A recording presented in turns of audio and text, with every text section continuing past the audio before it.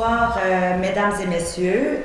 Bienvenue à votre séance du 8 février 2021, notre deuxième séance ordinaire de l'année. Bienvenue, madame la conseillère, messieurs les conseillers.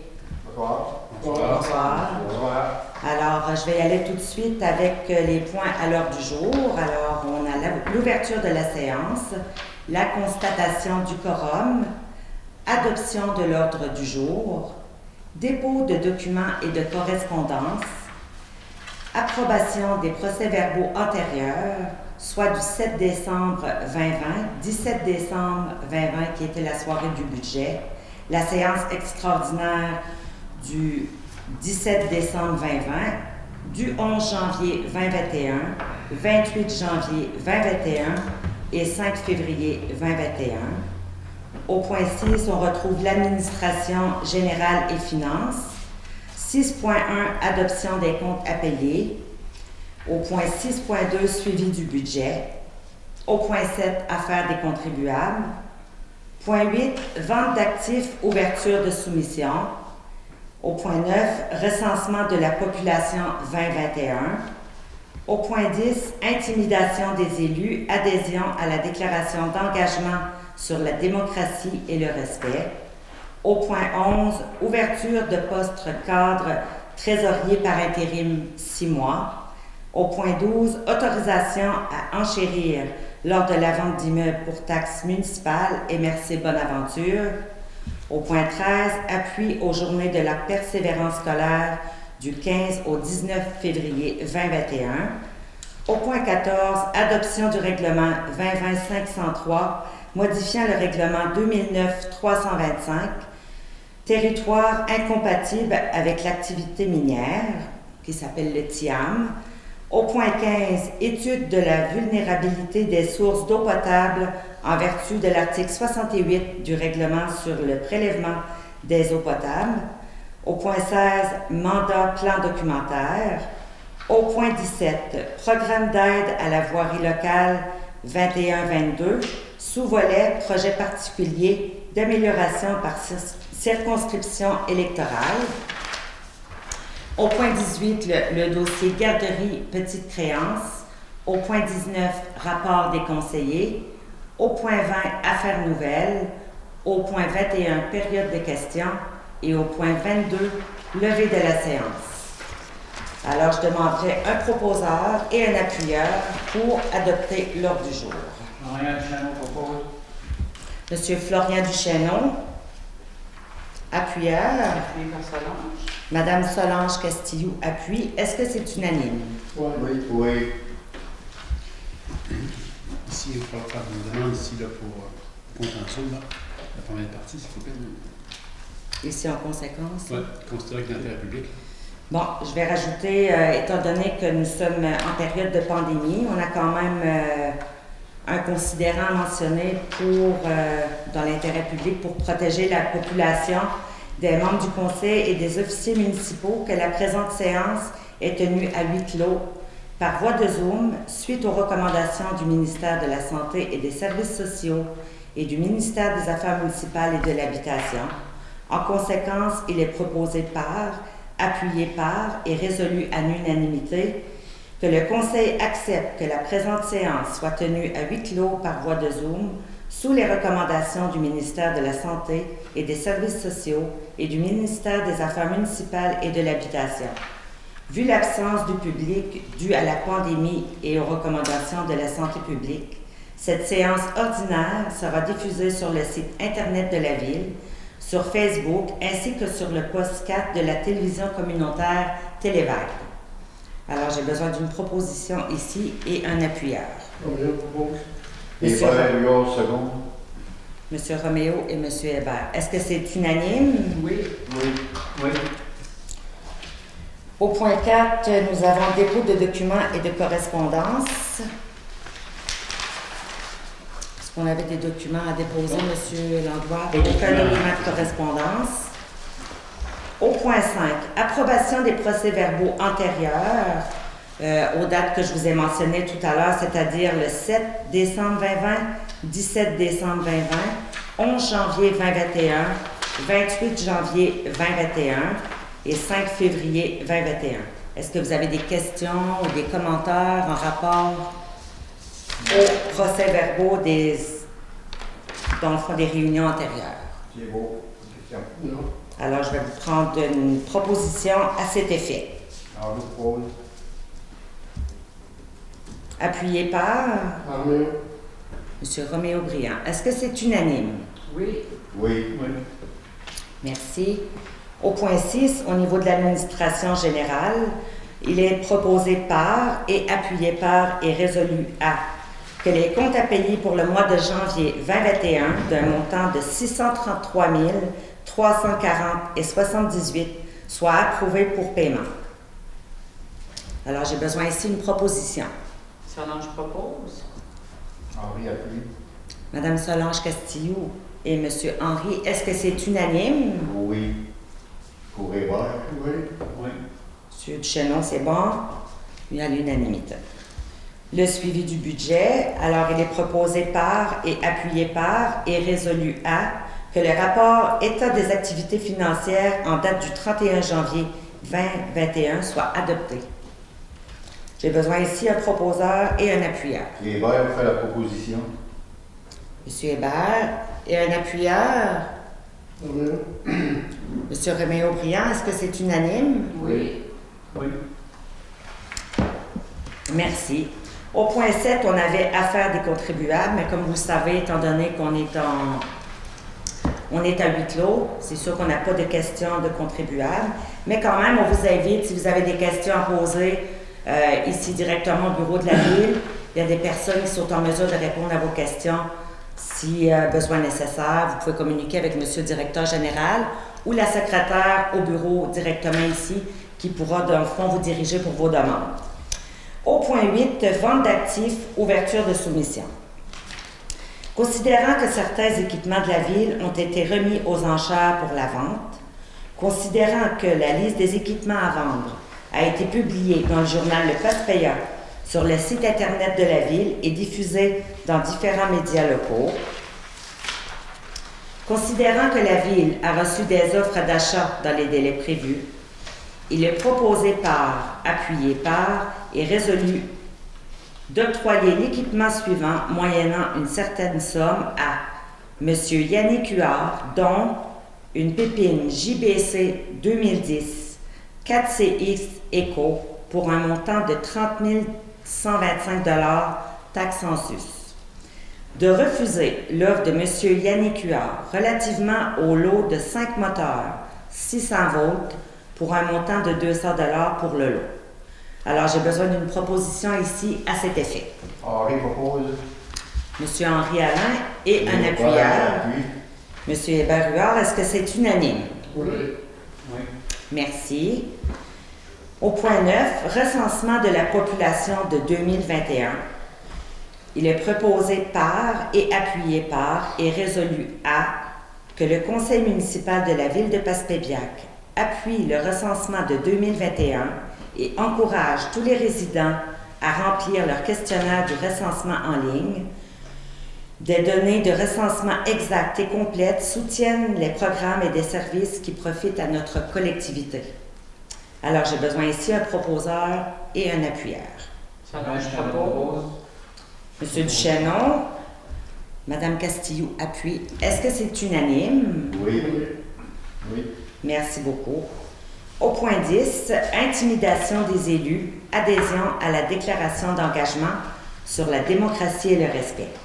Monsieur Landrois, est-ce que c'est possible pour vous de me lire ce beau texte? Avec plaisir, je vais en faire la lecture sans problème. Alors, considérant que la polarisation de l'opinion publique dans les médias traditionnels, et particulièrement dans les médias sociaux, entraîne une multiplication de déclarations agressives et de gestes d'intimidation à l'égard des élus et des élus municipaux, considérant que ce phénomène a pris de l'ampleur depuis le début de la crise de la COVID-19 en 2020, considérant que l'intimidation, la menace, la violence verbale n'ont pas leur place dans une démocratie et ne favorisent en rien la confiance ainsi que la reconnaissance qu'a la population envers ces institutions démocratiques, considérant que le respect est un élément fondamental d'une société démocratique qui exige à son tour la reconnaissance fondamentale grande liberté, donc notamment la liberté d'expression. Considérant qu'une démocratie respectueuse honore la fonction d'élu et consolide la qualité et l'autorité des institutions. Considérant que l'Union des municipalités du Québec a lancé une campagne nationale sur la démocratie et le respect, et considérant que les membres du conseil d'administration de l'UMQ ont adopté le 4 décembre 2020 la déclaration d'engagement suivante, notre démocratie prend ses racines dans notre histoire. Nous choisissons celles et ceux qui nous gouvernent. En démocratie, nous pouvons tous être candidats pour assumer une charge publique. Quand il y a des élections, les citoyennes, les citoyens délèguent l'administration du bien commun à des gens qui offrent leurs services comme nous. Cette façon de gérer nos milieux de vie, nos régions, nous a permis d'atteindre un niveau de vie parmi les plus élevés au monde, d'évoluer en sécurité, d'avoir la possibilité de mener notre vie comme nous l'entendons et de s'exprimer en toute liberté.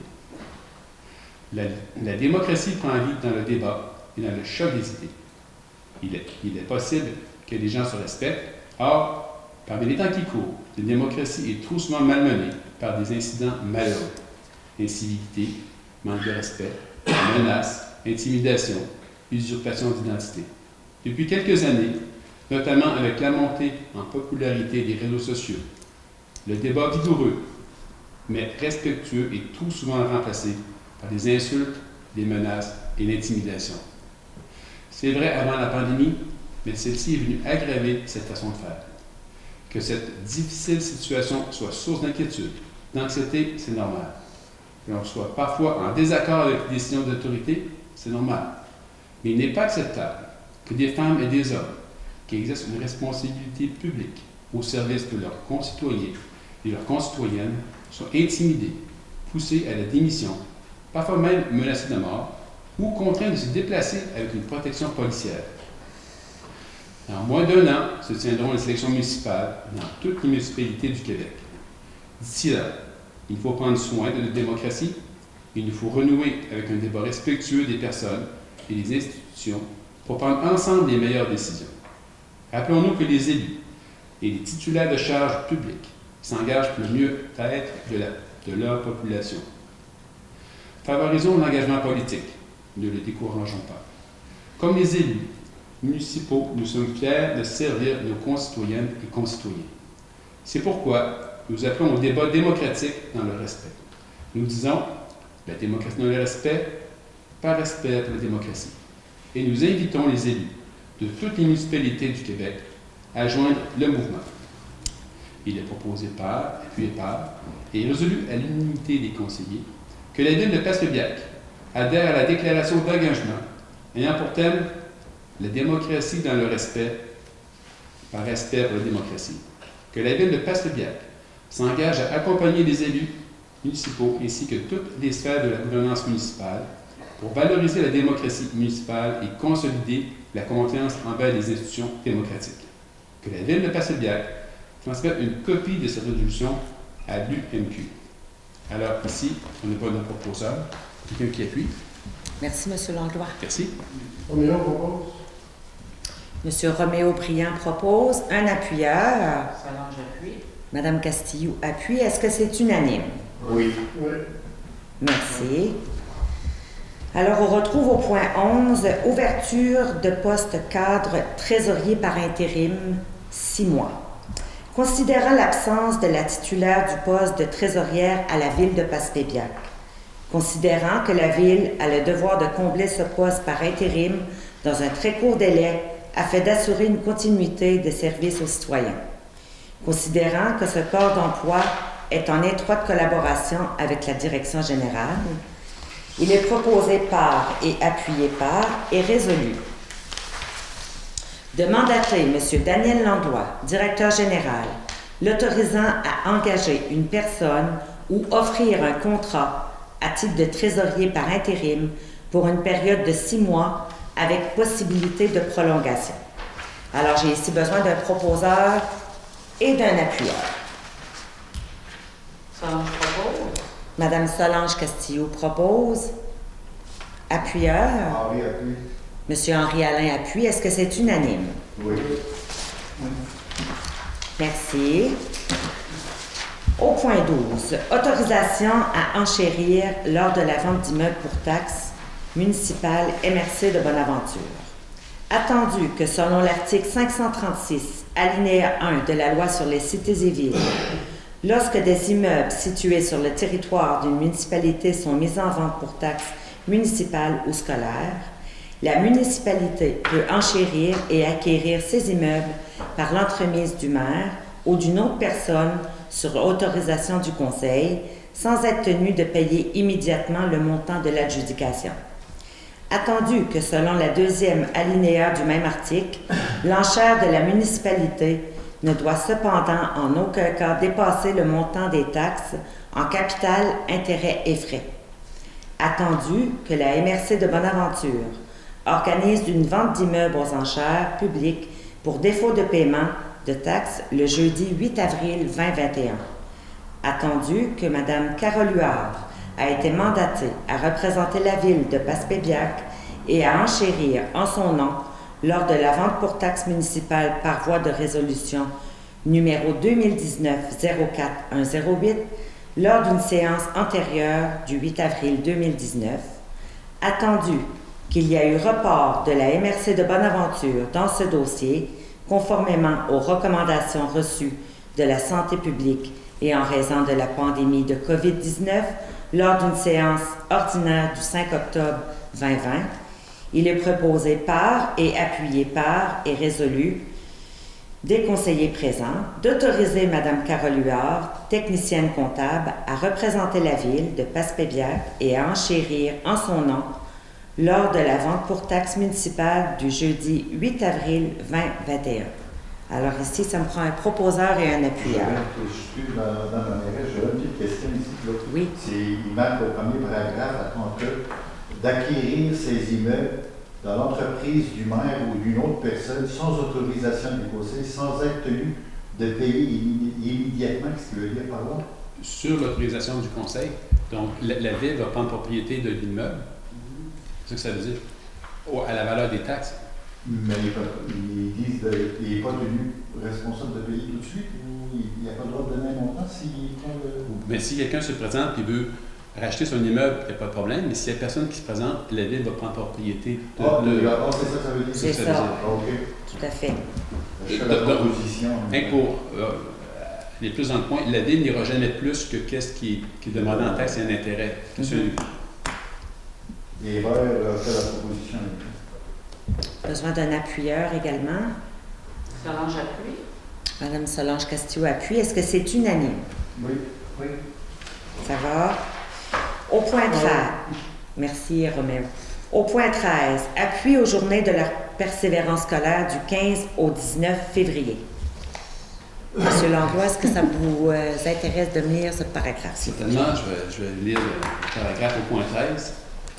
Alors, considérant que le décrochage scolaire a des impacts négatifs significatifs sur l'économie de la Gaspésie et des îles de la Madeleine, lesquels sont évalués à plusieurs dizaines de millions de dollars annuellement, ces impacts étant par ailleurs estimés à 1,9 milliard de dollars annuels à l'échelle du Québec, considérant que 25% des jeunes de la Gaspésie et des îles de la Madeleine célèbrent leur 20e anniversaire sans avoir obtenu un premier diplôme ou une première qualification.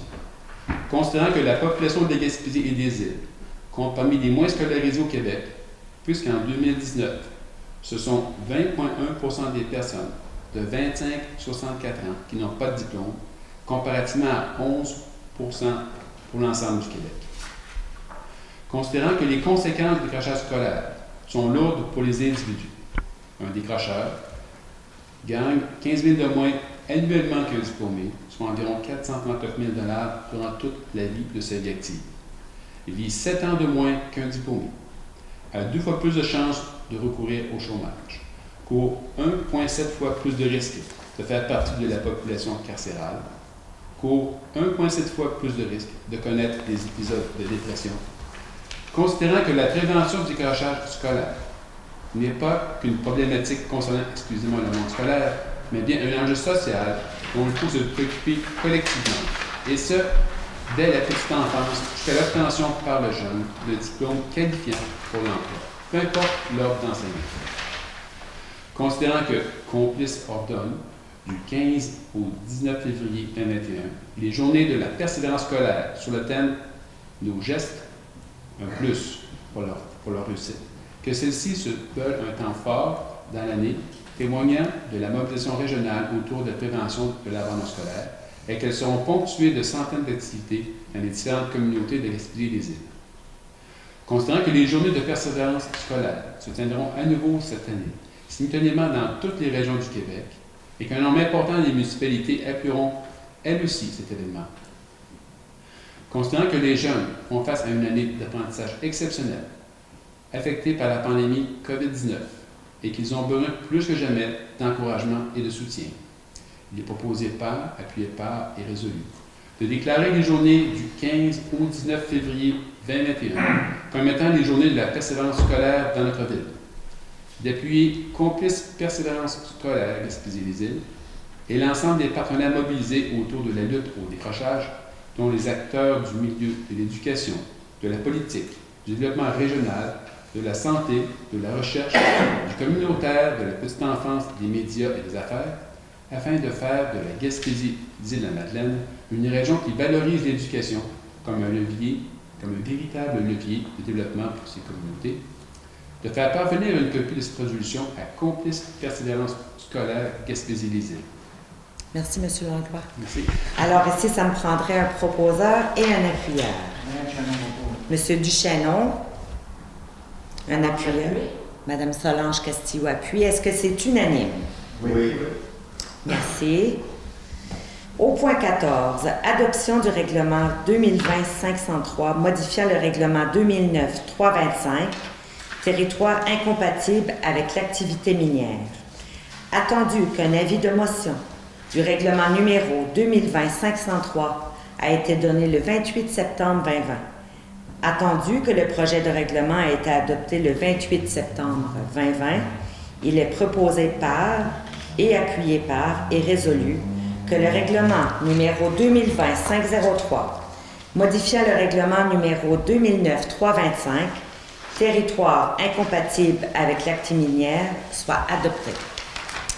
Alors, j'ai besoin ici un proposeur et un appuyeur. Henri propose. Monsieur Henri Alain. Monsieur Roméo Briand appuie. Est-ce que c'est unanime? Oui. Oui. Merci beaucoup. Au point 15, étude de la vulnérabilité des sources d'eau potable en vertu de l'article 68 du règlement sur le prélèvement des eaux potables. Attendu que la ville de Passepébiac fait partie des 367 municipalités au Québec qui sont en partie ou en totalité alimentées par des prélèvements d'eau souterraine. Attendu que la ville de Passepébiac doit se conformer à ce règlement.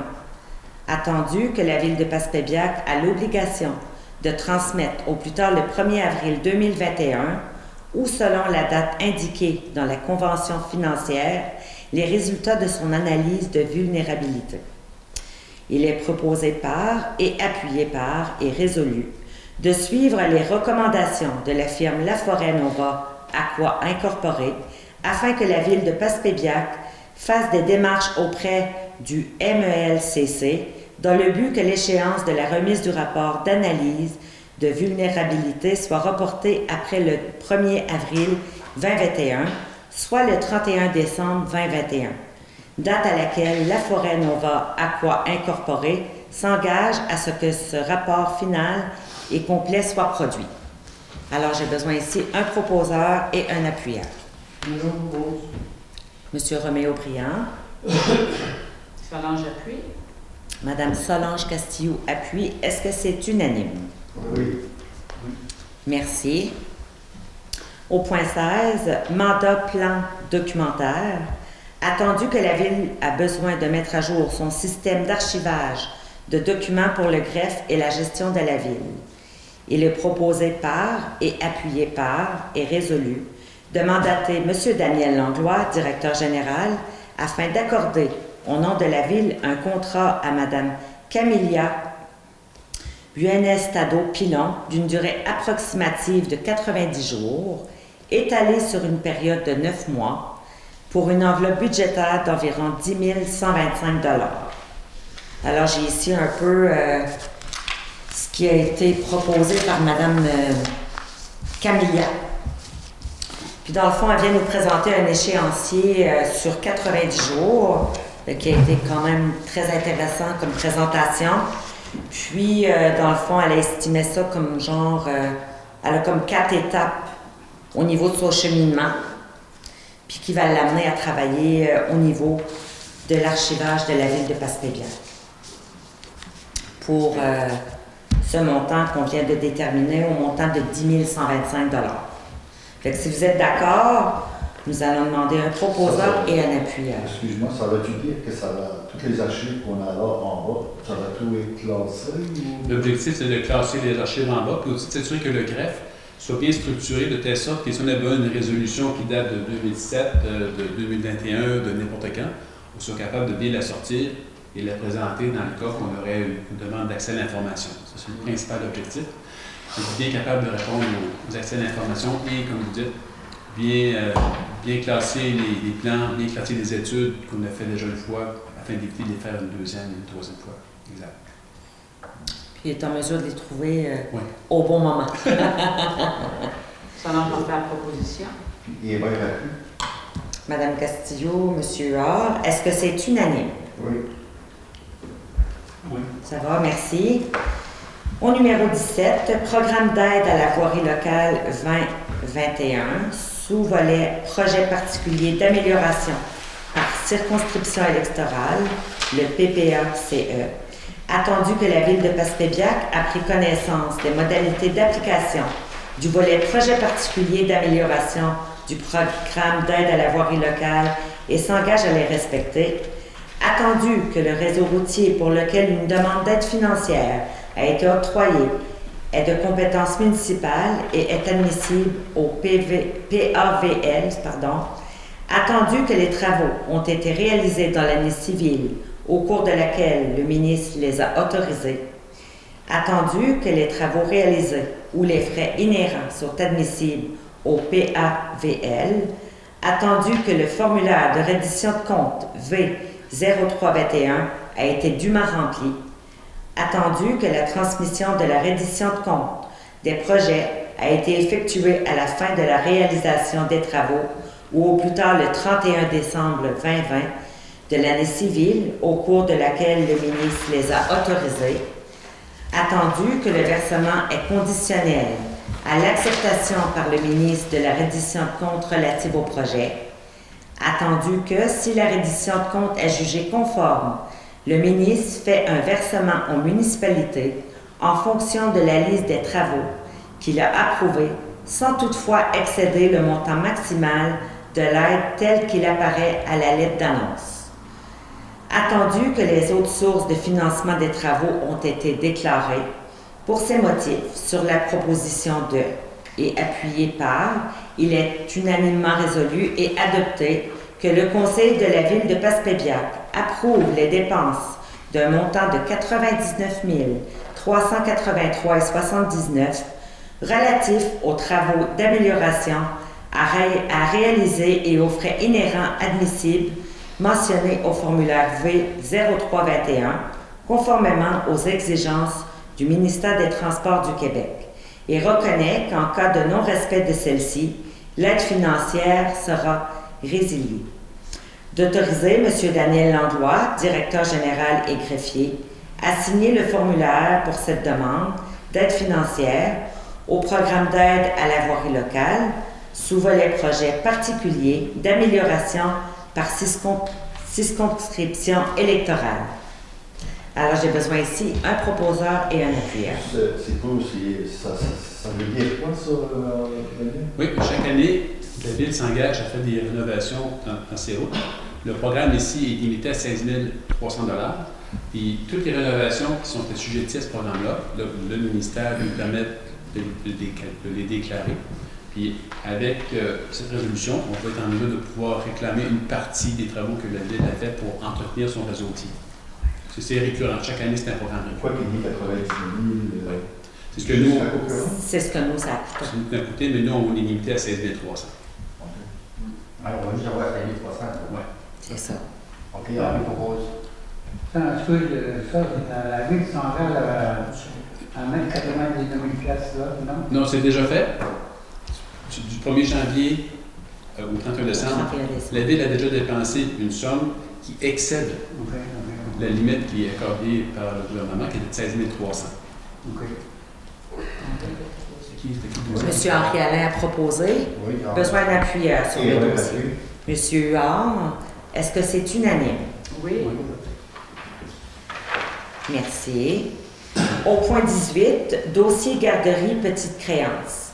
Considérant un litige dans le dossier des garderies, il est proposé par et appuyé par et résolu de mandater M. Daniel Langlois, directeur général, à représenter la ville de Passepébiac devant la Cour du Québec, division des petites créances à New Carlisle, dans le présent dossier. Alors, j'ai besoin ici un proposeur et un appuyeur pour mandater M. Langlois. M. Roméo-Briand propose.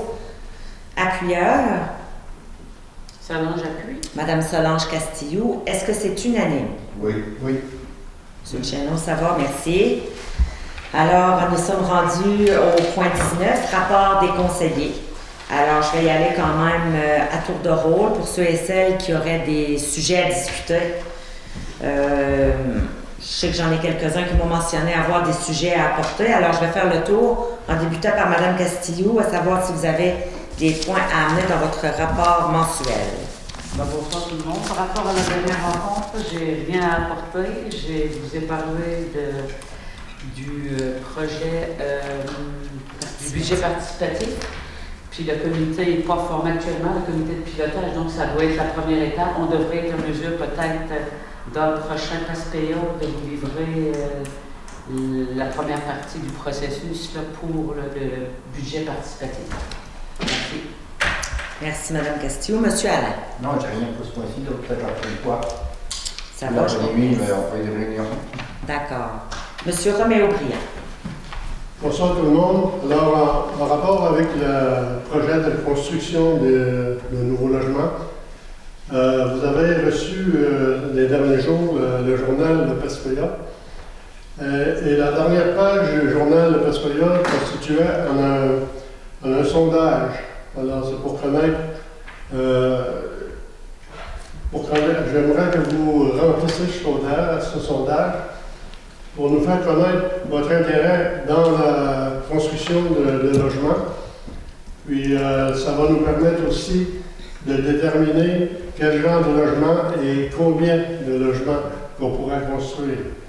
Alors, je vous invite à remplir ce sondage, tout le monde, même si dans l'avenir vous projetez pas de vivre en appartement dans les prochains mois, dans les prochaines années, ça va nous aider quand même à savoir quelle sorte de logement et combien de logements qu'on pourrait bâtir à Passepébiac. Alors, je vous invite à remplir le sondage, puis à l'amener à la ville de Passepébiac. Il va y avoir une place spéciale où vous pouvez laisser votre sondage-là. Puis, pas besoin de le signer, vous n'avez pas, c'est anonyme.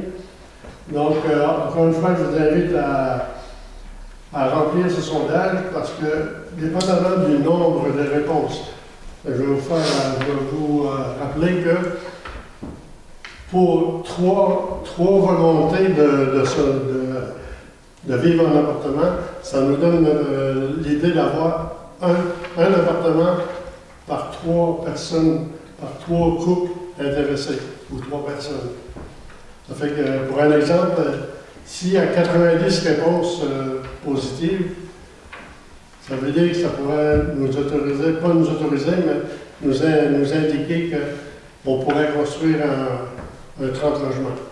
Alors, tout le monde, je vous invite à le remplir avant le 19 février. Puis, je vous invite aussi, encore une fois, je vous invite à le remplir et l'amener à la ville de Passepébiac. Merci beaucoup. Merci, M. Briand. Je rajouterai à ce que M. Briand vient d'amener que la boîte pour la remise des sondages se situe à l'extérieur, juste à la porte d'entrée. Alors, on vous invite à venir les déposer. La boîte est cadenassée, puis il y a quelqu'un qui va s'assurer de ramasser chacun des sondages, dans le fond, pour parfaire à ce beau dossier. Alors, M. Huard, est-ce que vous avez quelque chose à amener? Oui, moi ce soir, j'ai rien concernant mes dossiers. J'ai eu aucune rencontre à cause du COVID, mais j'espère d'avoir d'autres rencontres concernant le dossier de l'embellissement, le dossier du moticole, le dossier de la salle culturelle. J'espère avoir quelque chose à vous conter le mois prochain. Bonsoir. Merci, M. Huard. M. Duchesneau. Bonsoir tout le monde de la ville de Bassilière. Moi, étant responsable des travaux publics, j'aimerais vous parler un peu plus de l'ouverture des chemins, puis tout. À l'heure actuelle, il y a toujours des critiques, de fait, c'est sûr. Le monde, c'est dur à présenter, mais il y a des fois qui ont raison. Avec moi, quand quelqu'un fait un rapport, ben, je transmets ça à mon gars, qui est Liliane. Mais c'est sûr et certain qu'il y a un itinéraire à suivre, c'est les routes principales en premier, bon, ça c'est les routes secondaires, les rampes et tout. D'après moi, c'est pas mal suivi, pas mal à la lettre. Puis on a des travailleurs qui font la job assez bien. C'est sûr et certain qu'il arrive des petites choses, le monde m'appelle pour me dire ça, ben, c'est sûr, je suis habitué à ça. Puis, je n'ai pas grand-chose à dire à propos de ça sur l'ouverture des chemins, ça va très bien. Alors, j'espère que ça va continuer. Merci. Merci, M. Duchesneau. J'aimerais compléter avec ce que M. Duchesneau vient d'amener concernant les routes puis le déneigement pour l'hiver. On voudrait rassurer les citoyens que durant les tempêtes, il y a toujours une ressource qui est sur nos routes. Il y a toujours quelqu'un quelque part qui attend de devoir aller ouvrir ou quoi que ce soit. C'est sûr que c'est pas évident pour l'équipe de déneigement d'être partout à la fois, on s'entend. Et c'est sûr qu'il arrive que les chemins vont être bouchés à certains endroits. Des fois, des ambulanciers doivent se rendre, les pompiers, même des travailleurs qui doivent revenir à leur maison suite à leur fin de corps de travail. Soyez assurés que la Ville met tout en son pouvoir pour vous assurer une sécurité maximale et qu'ils vont se déplacer sur tout le territoire si jamais vous avez besoin d'aide ou quoi que ce soit. Puis j'espère que la population va répondre positivement à ce qu'on vous amène ce soir parce que je vous dirais qu'au niveau de la dernière tempête, les chemins ont resté quand même le plus longtemps ouverts possible, mais la 132 était fermée quand même sur un long territoire, puis on a eu de l'assistance de notre équipe pendant tout le long de la tempête, puis ils ont répondu à toutes les interventions qui avaient été demandées. Fait qu'on voudrait remercier l'équipe de déneigement, puis on remercie la collaboration des citoyens à cet effet. Moi, de mon côté, c'est sûr que j'ai quand même le rôle, dans le fond, de remplaçante du maire ce soir, mais j'ai aussi mon rôle de conseillère à travers tout ça. Puis ce que j'aimerais amener à la population aussi, c'est que dans le mois de mars, sûrement, qu'on va être en mesure de vous amener plus de détails sur le développement des projets à venir, tels que le parc récréatif, le monticole, aussi les projets de jeux d'eau, de toutes sortes de projets qu'on a parlé. On sait que la population attend des réponses positives. Bien, nous autres aussi, on attend des réponses à cet effet-là. On attend au niveau des projets et au nom du conseil municipal, je vous assure qu'on travaille très fort à l'aide de M. Landois, M. le maire, toutes les équipes de nos directeurs au niveau des différents services, qu'on veut tout mettre en œuvre pour qu'à l'été qui s'en vient, qu'on ait des développements dans nos projets et que tout se finisse positivement dans les années qui vont venir. Parce que c'est sûr qu'on ne réalise pas un projet dans l'espace de 3 ou 4 mois. C'est des projets de longue haleine, mais on veut s'assurer de démarrer ces projets-là pour donner un nouvel élan à Passepébiac. Alors, je vous remercie. Au point 20, affaires nouvelles, bien entendu, M. Landois, je ne pense pas qu'on a d'affaires nouvelles dans nos dossiers. Pas aujourd'hui. Pas aujourd'hui. Alors, on est rendu au point 21, qui est la période de questions. Malheureusement, encore une fois, on n'a personne en salle pour poser des questions, mais on vous invite toujours à communiquer avec les différents services municipaux de la Ville au besoin. Alors, on serait rendu au point 22, qui est la levée de la séance. Alors, il est proposé par et appuyé par et résolu que la séance soit levée. Alors, j'ai besoin d'un proposeur et d'un appuyeur. Ça, non, je propose. Madame Solange Castillo, appuyé par Hébert appuie. Monsieur Hébert Huard. Est-ce que c'est unanime? Oui. Oui. Je vous remercie beaucoup. Alors, merci tout le monde. Merci, Monsieur Langlois, d'avoir assisté à la rencontre. Il est 7h48. Je vous remercie infiniment. Merci à toute à la population de prendre le temps de nous écouter, de voir tout ce qu'on amène à terme à chacun de nos mois. Puis on vous dit au mois prochain. Au revoir.